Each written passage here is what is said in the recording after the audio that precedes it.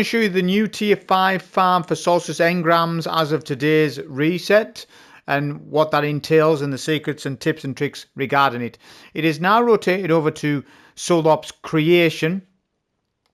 There is quick player master with the engram. This only benefits players below 400 power, not players above 400 power. Because it's master, you don't get base power drops, but you will at lower levels. So if you're somebody like in the 300 power ranges, you could opt to do quick player master instead. Just know you don't know what you're getting with that. And I will tell you, the mods aren't very... Let's look. Okay, you got grounded on, doesn't look good already. You got energy drain, yeah. I mean, Brawler's on, that's alright. So yeah, you could have a little bit of fun with it actually. Up to you. But for players a bit higher than that, you need to be doing a solo ops mission with the engram, and that's creation. Now, creation gets a lot of bad rap, but there's some secrets regarding creation to speed up the farm, because most players are doing it in 7-8 minutes and they think it's long. It's not long. There's a bit of optimization you can do with creation to get it back in line to a 5-minute farm, which is in line with other farms like Caldera, which is a 4 to 5 minute. I know you're shouting at me saying K1's 2 minutes, and it is. I agree with you. Only if it's Hive though. Right now K1 is fallen, and that's more like a 3 to 3.5 minute to 4 minute farm, depending on the card you do. But look, you needn't argue with me about it, because there's no Solstice engram there. Yeah, the engram is here. So that's what this video is focusing on, is creation. Right, cards. You need to get the card to a B+ grade. How you do that? By his upping combatant power to reach your level, or a little higher if you want. I'm 420. To get a B+ rating for me, I need one negative mod on at least minimum, and I pick difficult void threat because it's a +20 combatant power, adds a lot of challenge multiplier, and it's easy to spec for. I can just put on 2 mods and I can forget about this mod. This is not a detriment to the run. It allows B+ grading, and it allows you to farm your tier 5 armor and weapons without thinking about this mod. Honestly, I didn't run any greens, nothing. The build will do everything for you in this. And there's a little farm, as I say, for the creation. If we go over my build, right now, everything is important.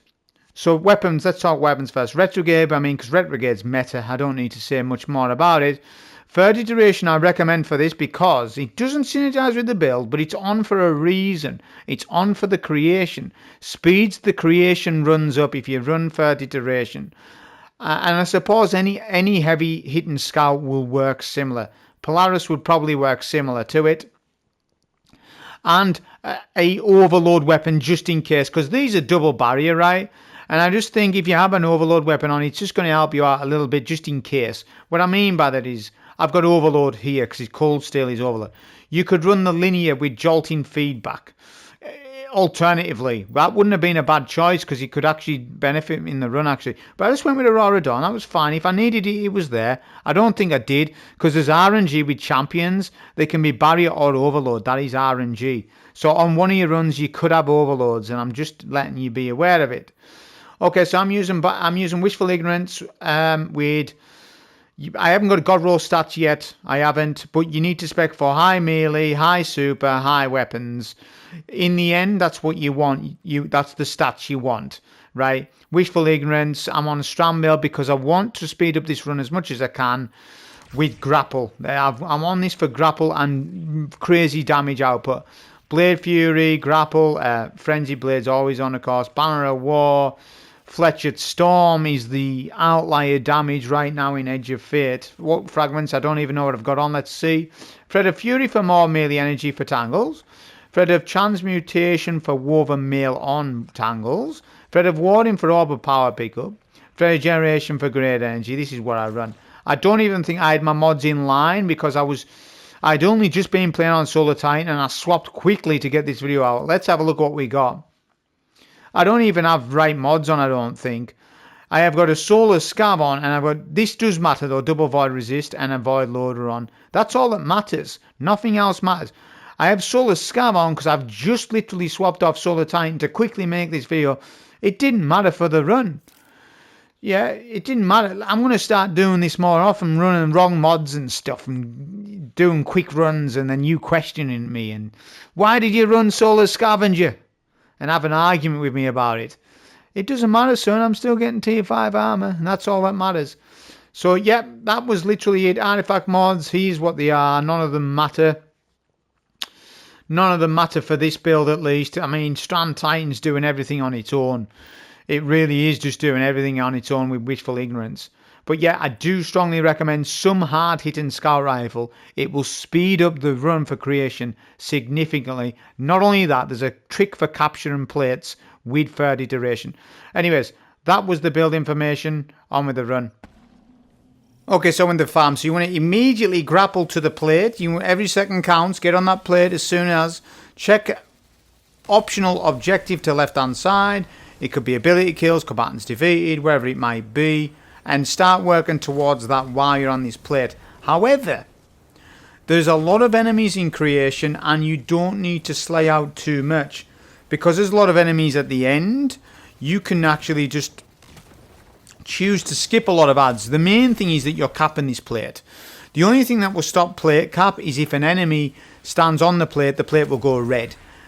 My strat is to go in Viz and pull out my ghost, because when you pull out a ghost on a plate, it counts as a second guardian. This will cap the plate quicker. So the goal of this is just go in Viz. I mean, not always, you don't have to, you know, but go in Viz, do that. Cap the plate and just look at the percentage progress. And that's essentially what we're going to do here. If there was more combatants to be killed, say it was 60 combatants or 40 combatants, then slay out more on this plate. Just so that you don't have to slay out as much later on. Yeah, manage that. But I've done my additional objective. I'm happy. I've got my 90% or so now, so this bit's done. Yep, finished. Don't need to clear out every single ad. Okay, so now we're just going to immediately beeline it for the next objective. This is your major time save coming right up. This is where you're going to really allow your creation runs to speed up dramatically. And I think this is why a lot of people get 7 or 8 minute clears, solo clears on this. It's because they spend too much time on this objective. You've got to destroy the diamonds. Now, third iteration will one-shot a diamond if it's within range. If it is out of scout rifle range, it's a 2-shot on the supercharged shot. So aim down sights, get the supercharged shot, and you're going to just plonk all the diamonds from here. Yeah, and that's essentially what you're going to do. I believe the diamond rotation is fixed. As in fixed rotation. I believe it seems to be that case. They all seem to be in the similar locations at least.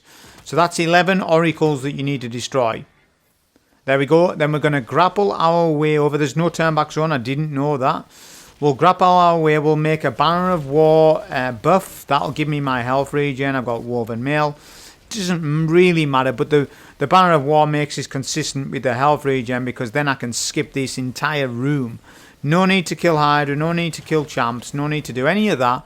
Your only goal is to get past. That's what saves you time on this. And if you're going to farm tier 5 armor, as of today, solo, this is what you want to do. You don't want to do a quick player master.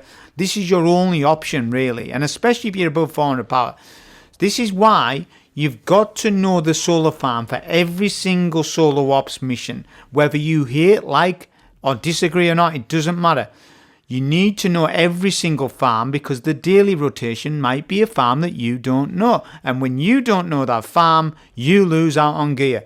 But guess what? I won't be losing out on it, because I already knew the farm, because I already did my test. I'd done my test with creation and knew that it was awful at first. But once I figured out, oh, there's a lot of skips with creation, then it wasn't too much of a problem. You're going to wishful ignorance the boss right off the rip. Look. Slide, do all your melees and get rid of that boss as soon as. Now you're going to get on the plate. And now you're going to do invis. If you get weak, definitely melee ads, because you get Banner of War. But you're going to do invis third iteration. The ads are pushing me a bit more than I would expect. That's alright. Once we get a bit of control. I haven't lost any time. And you're just going to keep going invis. Bring out the ghost occasionally when possible. because it will cap the plate a little bit quicker because the ghost is counted as a second guardian for sure. And you're just going to keep doing that. Don't let the fanatics come because they will just go on the plate though. Get rid of them. If you get an overload champ, sword him. I got a barrier champ, so I'll just kill him with retrograde. I could have left him alive, to be honest. It didn't matter either way. Yeah, and we're just going to keep doing this and circling the plate. This is an easy farm, this. There's not a lot to it, really. Despite it being a minute slower than Caldera, it's less work. It's less work than Caldera. There's nothing to this Lost Sector at all. There's nothing to it in terms of like what you need to do. Then just pop super. I've got Banner War ×4 and melt the boss, destroy him, and that's your solo tier 5 farm. I do get a tier 5 weapon at the end of this, so it is proved that if you get B+, you will get a tier 5 weapon or armor piece, depending. But that's your tier 5 weapon farm for the Solstice as of today's reset for solo ops creation. Hope you enjoy. Thank you.